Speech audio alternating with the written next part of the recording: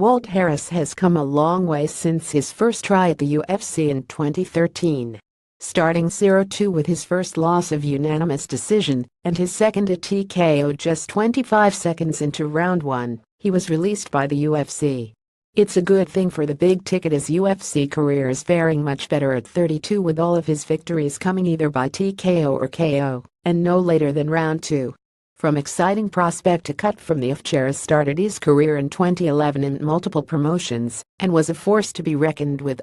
His record was 61, and the only fight that went the distance was his loss. His victories were 2 minutes or less in round 1, and that alone should tell you a lot about Harris. He can go the distance, but he can also end a fight and do it in a hurry. Usually, a fighter like that has a hard time going 3 rounds as they are looking for that knockout, that early end.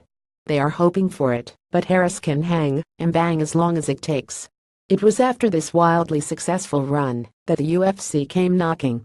His first UFC bout would come at the TUF 18 finale against Jared Rosholt. This fight went the distance as Harris lost a disappointing decision. Harris held his own in round 1, but rounds 2 and 3 were the complete opposite. Harris didn't have control of his opponent and ate a lot of strikes. Harris would hang on long enough to lose by a decision. His second fight in the UFC was arguably worse. Nikita Krylov took down Harris with a quickness of destructive head kick early in round 1 lead to a flurry of punches which ended the fight in only 25 seconds. These 2 losses lead to his departure from the UFC. Harris went back to Titan FC for 1 fight and had managed a huge knockout win over DJ Linderman in the first round. This victory awarded him his second stint in the UFC, where he is faring much better. Harris' 3 victories have been by either knockout or TKO and have lasted no longer than the second round. He's more confident in himself, his stand-up has improved, and he looks more loose and agile. It's good to see a fighter not get down on himself. Going into the UFC is no easy task, and to have such an abysmal start to your UFC career can get into your head. Harris has aligned himself with the right people and has taken each fight in stride.